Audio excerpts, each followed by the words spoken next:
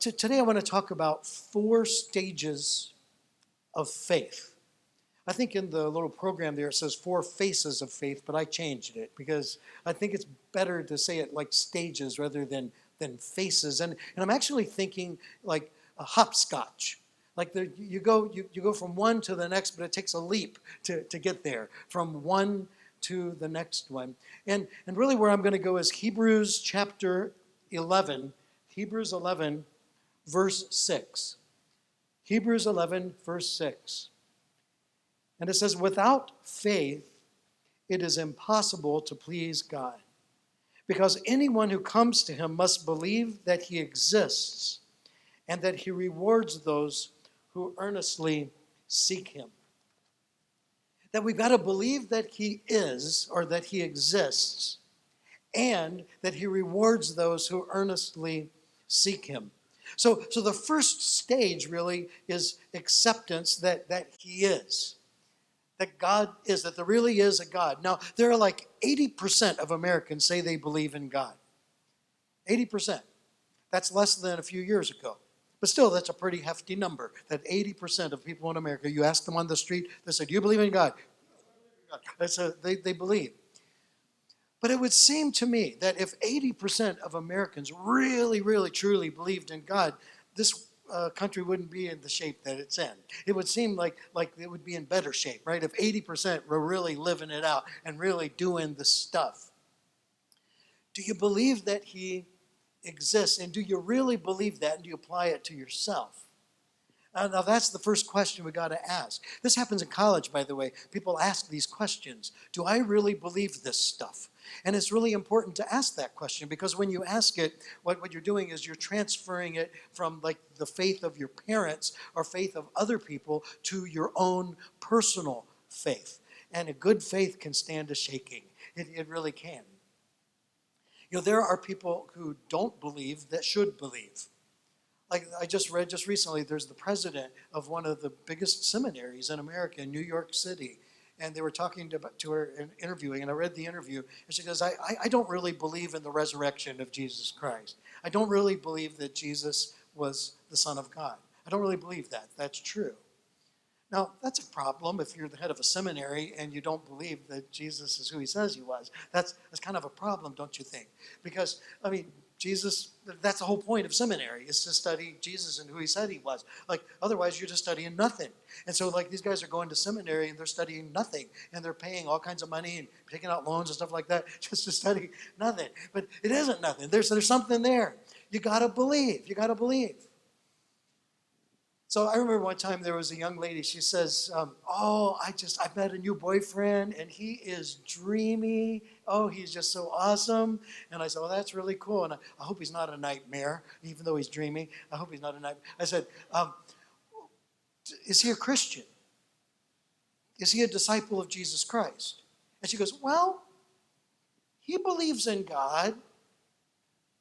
Okay, well, that wasn't a very convincing answer. Like, well, he kind of believes in God, sort of, kind of. Well, that's not the way to go there. See, like, you know, in James chapter 2, it says, even the demons believe and tremble. Like, even those guys say, they believe in God. They believe that God exists out there somewhere. So if you just have the idea that, yeah, there is a God and he's out there somewhere and he's far, far removed from us, that's the belief that you have in God. Then you have devil faith. You have just about as much faith as the devil right there. But the first step of faith is moving it from, I believe in God, to accepting it for yourself. To accept that this is true for me. We must believe that he is, and that means he is for me. He is what I need. He is what I need. And that's the whole point, for instance, of Celebrate Recovery on Friday nights. There's an amazing group that meets right here on Friday nights. And the first 3 steps is, I can't, God can, I'll let him. That's the bottom line. I mean, like, there's somebody besides us, and we need help, and he can help us. And what a powerful, powerful thing. One day I was going to visit a friend of mine named Jerry in the hospital. Now, he was really bad sick, and when I showed up, the doctor had just been in his room. And the doctor had told him terrible news, that he only had about 6 months to live.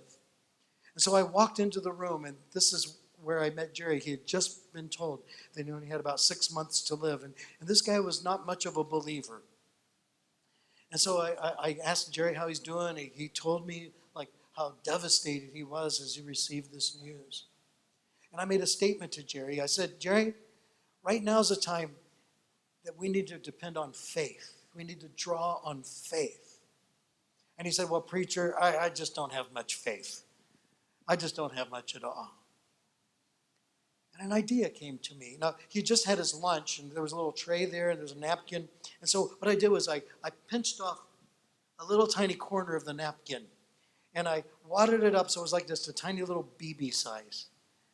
And I said, Jerry, hold out your hand. So Jerry holds out his hand, and I dropped it into his hand. And I said, Jerry, do you have that much faith? He's like, well, yeah, of course I got that much faith. And I said, okay, well then we'll take that. We'll take that because the Bible says if you have faith the size of a grain of mustard seed, you can say to this mountain, be moved into the sea, and it shall be done. So let's just take that teeny little bit of faith that you have, and I'll loan you whatever faith I've got, and we're just going to pray, and we're going to ask God to help you get through this. And we're going to plant that seed in the soil of God's grace, and we'll see what happens with it. And so we did, and I prayed for him, and I prayed in faith, believing for Jerry. About a week or two later, I went to visit him again in the hospital. And what I did, I went to the grocery store. I thought, I'm going to buy Jerry a mustard seed. Now, they don't sell mustard seeds individually. They sell them in a teeny tiny little thing. You get like 1,000 mustard seeds you got to buy just to get one. So I bought it from the spice section of the grocery store, and I took the little mustard seed with me, and I drove over to the hospital. And while I'm in the parking lot, I dropped it. I'm on my hands and knees trying to find that mustard seed. I couldn't find it anywhere. I went in, I said, Jerry, I had some faith for you, some more mustard seed faith, but I lost the faith in the parking lot. I lost the faith. Well, I had to go get another mustard seed, and I gave it to Jerry, and I told him all about, how God can be with you, and you just hold on and have faith and believe. And you know what he did? The next time I saw him, he had taped that mustard seed onto a little card, and he had it right up next to his bed. It just reminded him, okay, I don't have a whole lot of faith, but whatever faith I got, I'm going to give it to God. And then God just took that, and that began to grow. His faith grew like a teeny tiny little plant. And I remember one day, it was Thanksgiving Day. We were just sitting down for Thanksgiving dinner, and the phone rang. And there was a nurse from the hospital in intensive care. She said, I hate to bother you on Thanksgiving, Pastor, but Jerry's asking if you will come. He's not going to live very long. And he's asking if you will come, and he's saying something about mustard seeds, and he said, you'll know what he means. And I said, sure enough, I'll come. And so I went, and I prayed with Jerry. And it was so beautiful just to sense God's presence there. And that night he died. And 2 days later, I did his funeral. And guess what? We gave everybody a little card with a mustard seed taped to it. You see, the first step is just acceptance. Just to accept it. It's not hard to accept God. It's not, because see, Jesus doesn't make it hard. He seeks and saves us. He's the one searching for us. We don't have to go looking for him. He's already there looking for you. And that's the most beautiful thing. You don't have to figure it out. You just have to say yes. Say yes. Just turn around and say yes. And he gives you this beautiful, wonderful free gift. But like I said, it's sort of like hopscotch. Because like you're on your first step here, right? And you're accept. Okay, I've accepted Jesus. Now what? And in fact, some folks think that that's it. I accept Jesus and I'm just going to stay on square one forever. Sort of like barcode Christianity. Like when you go to Walmart, they go, bloop, okay, now you're in. Bloop, bloop, now you're in the bag. We got you. And that's just all there is to it. But there's so much more than just the barcode thing. And you're not just on square one. There are more squares to go. And there are two more. In fact, these two, it's sort of like when you do hopscotch, you go from one to two, right? And here's what they are. Here they are. It's trust and faithfulness. Trust and faithfulness. And whereas the first one, you're like on one leg, you're kind of wobbly. But when you get to trust and faithfulness, then your feet are both down firm on the ground, right? When you're really trusting God and when you're faithfully obeying him. It's like trust and obey. Trust and obey. There's no other way to be happy in Jesus but to trust and obey. So trust, that's a good word for faith. Trust. There was a guy who was translating the Bible into a language in Africa, but they didn't have a word for faith. He was trying to figure out, how can I explain what faith means so these guys will understand it? And he couldn't figure it out. He was so exhausted, he just kind of collapsed in a chair. And as he sat down on the chair, he sits down on the chair and he thought, that's it. It's the word for sitting down on a chair. It means put your whole weight on it. When you put your whole weight on it, that's faith. That's trust. That's what it means. To just put everything that you got and you put it into it, and you're not going to worry. Like, there's not one person here that when you came in today and you sat down, you go, I hope this holds me up. I hope this holds me up. No, you just believed. You plump, right down you went. And it didn't collapse on you. You just trusted, and that chair held you up. So sometimes we have to make ourselves trust. And the only way we can have faith to trust is to have confidence in the one that we're trusting, right? Because otherwise we're not going to trust. Like, for instance, I taught all of my kids how to drive. I mean, they went through their driver's education thing, and they had to do their temporary driver permit. And believe you me, that is really, really scary. Like, to go sit shotgun with somebody who's a brand new driver.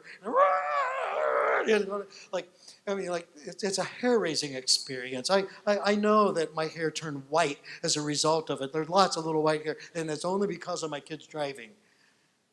And I remember one time we were having this horrible, horrible day driving where I screamed at least 4 or 5 times. And finally, we pull into the parking lot, and my son looks over at me and says, Dad, this would have gone a whole lot better if you would have quit grabbing the dash yelling, whoa, whoa, whoa, whoa, whoa. So, yeah, it would have. And it would have been a whole lot better if you wouldn't have been swerving all over the place, too.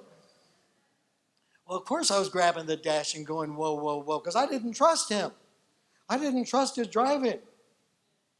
But you know what happened? He developed, he grew, he became a great driver. In fact, he became a school bus driver. Just last weekend, he was driving in Boston in rush hour traffic. His brother was sitting shotgun. His brother wasn't grabbing the dash. His brother wasn't shouting, whoa, whoa, whoa, whoa, whoa. His brother was just glad that he was the one that wasn't driving in Boston, Massachusetts. So what's the difference? What's the difference? The difference is this, that when you trust the one driving, then you're not going to be all anxious and worried and uptight about it. Isn't that the truth? And so if your life is filled with anxiety and you're worried about tomorrow, what am I going to do? What am I going to do? How's this going to work out? Oh, my goodness, how can I possibly make this work? Well, wait a minute, wait. Maybe you got to let Jesus do the driving. Have you ever seen the bumper sticker that says, God is my co-pilot? Well, if he's co-pilot, then switch seats. Then he be the pilot, and you be the co-pilot. That would be the way to do it. Like just this last weekend, we were up in New York. Our son got married, and we were there. We were flying back. Just a week ago today, we were flying back. And now think about this for a minute. We were in an aluminum tube going about 600 miles an hour, just ramping up and then catapulting up into the sky. And you know what happened? Not one person screamed. Not one person went, no, No, nobody did that. I mean, they're just like doing crossword puzzles. They're like texting and stuff like that. They're just visiting with each other, like as if nothing was happening. Now, how could that possibly be? The only reason is this. Confidence in the captain brings calmness in the cabin. We trusted the pilot. We trusted the pilot. Now, if I was flying that airplane, everybody would have been screaming. But I wasn't the one flying it. So we lived up in northern Wisconsin for 26 years, long time. And in the wintertime, it got super, super cold. I mean, really bitter cold. So cold that you could walk on water in February. Not just walk on water, you could drive on the water. In fact, people would go out on their four-wheel drives and they'd drill big holes in the ice and stuff. And they'd dip their, catch fish and stuff out of the ice. I thought it would be kind of fun, to do like a polar plunge baptism, but nobody took me up on that deal. So anyway, I was amazed because I moved there from Southern California where nobody drove on the water. And here they were driving out of the water, entire villages popping up on the lakes and stuff. Wouldn't that be cool to have church on the ice? The first church of the Frigidaire or something like that. So I thought that was amazing. So I thought, I'm going to try that someday. I'm going to drive on the ice. That looks like fun. And I remember the very first day I ever did it. We had our little minivan, all of our kids. We're just driving down the roads after church. And we're driving, and we see there's a little turn off to go onto the lake to drive. And I don't know what possessed me, but I just went, let's do it. And we're right onto the ice. And Kathy, she grabs the dash. And she goes, whoa, whoa, whoa, whoa, whoa, whoa. And it worked. The ice held us up. We didn't go through. I mean, of course we didn't. I mean, there were already a whole bunch of trucks and stuff a lot bigger than we were on there, and they just fine, just fine. And it kind of reminds me of an old poem that I kind of reworked just a little bit. It goes like this. A man walked out onto a frozen lake in trembling fear one day, and then a four-wheel drive came rolling by, laughing all the way. And great faith and little faith alike were granted safe convoy. But one had pangs of fear and doubt, while the other had all the joy. So when we trust in God, it's like walking or even driving on the thick ice. You don't have to wonder whether or not he's going to hold you up. You don't have to be anxious and worried about whether he's going to take care of you tomorrow. He's got you covered. He's got you covered. You can trust him in that. You can put your whole weight on that.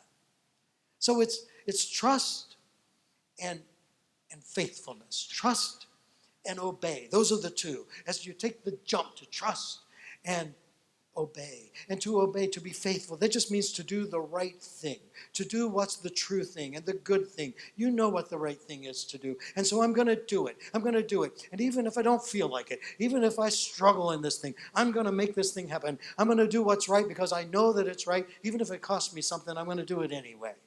That's faithfulness. Faithfulness. My very first car was a 1961 Ford Falcon.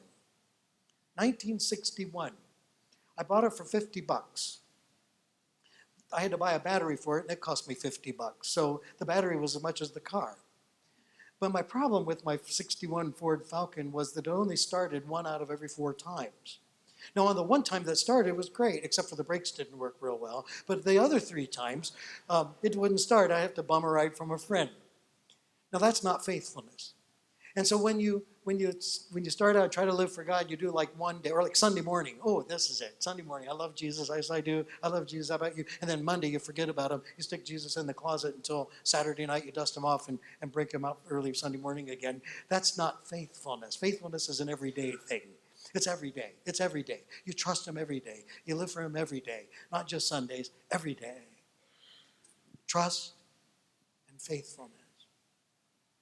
Now, the passage I read to you from Hebrews 11, if you go just back just a little bit, this is in Hebrews 10. It says, you need to persevere. Persevere, that means just to keep on pushing on. You need to persevere so that when you've done the will of God, you'll receive what he has promised. In just a little while, he is coming and he won't delay. And he said the just or the righteous, they're going to live by faith. You're going to do the right thing as you live by this faith. And I take no pleasure in the one who shrinks back. But we don't belong to those who shrink back and are destroyed, but to those who have faith and are saved. We're not going to shrink back. We're not going to shrink back. So think about it like this. Let's say that you said, okay, I've accepted God. I'm walking with him. And then, all right, I'm going to trust. I'm going to obey. But then something comes up and it causes anxiety for you. You think, oh, I don't know if I'm going to trust God with that. And then so you hop backwards back to the acceptance space. You're shrinking back. But don't shrink back. You don't have to do that. You don't have to shrink it. We're made to move forward, not backwards. And this takes us to our last one. And this is the big one. This is the one that I call mountain-moving faith or mighty faith. The kind of faith that can just rock your world. This is a different kind of faith. There was an old pastor that I met a while back. This guy's an amazing guy. And And he said, do you know what the difference is between Christians? The biggest difference between Christians? He said, it isn't whether they're Baptist or Pentecostal. It's not whether they're Catholic or Lutheran. He said, the biggest difference is whether they believe this stuff is real or not. If they really believe this stuff is real and true, that's the difference. It doesn't matter what label you have. Do you believe it or don't you believe it? Now, there are a lot of people that say they believe it. They say they walk by it, but really it's just a philosophy. It's just an idea. They believe the idea, but they don't really believe that God would really come through and do something incredible. It's kind of like this. Like we think of life as like this little Tupperware deal, right? And so this is our life, and God created our life, and he's not going to break in. He made us. It's kind of like God was at the Tupperware factory, and he made us, and there we are. And so that's the way we're going to live our life, and it's up to us to figure it all out. But there are times maybe where God wants to break in, so we might let him in just a little bit. We let him in on Sunday morning, just a teeny. But other than that, we're kind of like isolated from God. But what would happen? What would happen if we really believed? If we believed this stuff was real, that there really could be a spiritual breakthrough where the spiritual realm could break into ours. Like what would happen if God just like ripped off the lid, just blew off the lid and just started messing with your life? What if we did that, huh? What would happen? What would happen? And I've seen it happen. And there have been lots of times where he's messed my life up for good, always for the good. It's always been a good mess up. But it just messed up my ordered world that I had all figured out the way that I thought it was supposed to be. And then God goes, well, try that. How about that? And it's like, wow, it's amazing. You see, if you're open to him and you let him get in there and he does the stuff, he turns it completely upside down. That's what he does. And that's the coolest thing. That's the most amazing thing. So I remember one Sunday I was preaching through the book of Acts. And I said the dumbest thing. It was just stupid. Every now and then preachers say stupid stuff up front. And so I said something dumb. I was going through it, and we got to the part in Acts where it talked about that God worked miracles, and even dead people were raised from the grave and stuff like that. And I was reading that, and I just said from the pulpit up front, I said, well, that doesn't happen too much anymore these days. Like, God doesn't really work that way anymore. He did it then, but he doesn't do that now, is what I said. And then I kept on going. Well, the next Tuesday, we were at staff meeting. And after the meeting, my youth pastor said, Mark, could I talk to you for a minute? I said, sure. And so everybody else leaves, and he comes up to me and he says, last Sunday, I was just really disappointed in something you said. He said, you said God doesn't work that way anymore. Raising people from the dead and that kind of stuff. He said, you said God doesn't do it. Well, I've always thought of you as a man of great faith. And when you said that, it was like you just kind of put God in a tiny little box. Well, I got defensive about that. I said, well, I haven't seen you going out to Greenwood Cemetery and yanking people out of graves. Don't go after me on this deal. I mean, and he says, no, it isn't like I've ever seen it or think. It's just that God could do. God can do anything he wants. If God is really God and God is really great, God can do anything that he wants. And so that's what I was hoping you'd say. Well, I didn't like that because, he was my youth pastor and I'm his boss. And being his boss, that means I'm the one that's supposed to call the shots, and he's supposed to say, yes, I agree with you. And so, but he kind of hit me between the eyes. A little bit later on, I was sitting right about where you're sitting. I went to the church, empty sanctuary, and I sat right in the front row, right where you're sitting. And I said, God, can you believe he said that to me? That just seems really crazy. Why would he even say something dumb thing like that to me? I mean, good grief, who is he anyway? And then the Lord kind of spoke to my heart and said, well, if the shoe fits, you probably ought to wear it. He said, I can do things. I can do great, mighty things. In fact, he said, I'm in the resurrection business. That's what I do. That's what the whole point of the New Testament is all about, is resurrection, raising people from the dead. And in fact, there's a pastor whose prayer life has been kind of dead lately, and the way his heart's been, it's been sort of dead. There have been a lot of dead spots in you, and maybe the first resurrection ought to happen inside of you. I'm like, oh, God, that's true. That's true. I do. I have been kind of dead lately. I need some life. I need some juice. I need to get things straightened out. So I repented right there, and God just filled up my heart, fresh and new again. He gives free refills. That's the most wonderful thing. And that very day, by the way, not that day, but like 2 days later, it's really funny. In Louisiana, there was a guy that literally rose from the dead. Like they declared him dead, and he was gone. They was at the mortician's, and he comes to and set up, said, "Okay, what's going on?" A guy named Leroy, and so he only lived about a week, but still, that's amazing. That I'd never even heard of such a thing until that week. So the next Sunday, I had a brand new sermon. I had a completely different sermon. I apologized to everybody for saying God doesn't work that way anymore. And I said, hey, you guys, let me tell you what Jesus can do. And I talked about Lazarus and how Jesus' friend Lazarus died. They put him in a grave and they put a stone over it, and everybody was crying. And Jesus comes up and he says, roll the stone away. And they rolled it away, and he says, Lazarus, Lazarus, come forth. And Lazarus, he's all wrapped up like a mummy. So he comes out of there like this, boing, boing, boing, boing. He goes popping out of that deal. He's alive, and everybody's laughing, and they're crying all at the same time, and they're unwrapping him, and they're laughing and hugging and crying. Oh my goodness gracious, that's resurrection. That's life. That's life. Now, I'm not suggesting that you go to the funeral home and try to pull somebody out of a casket. I'm not saying that. But I am saying that Jesus can speak life. He can speak life into your situation. He can bring the stuff. Miracles really can happen. The supernatural can happen. Those of you who are at SWU, this week is Spiritual Emphasis Week. And the speaker for that, he's a good friend of mine. And I was saying to him, I sent a message to him just this week. I said, I sense a stirring. There's a spiritual stirring that's been happening on the campus of the university. I sense it in my gen ed classes. I'm sensing it. And I sense it in my ministry classes and the conversations. God is doing so. He's up to something special.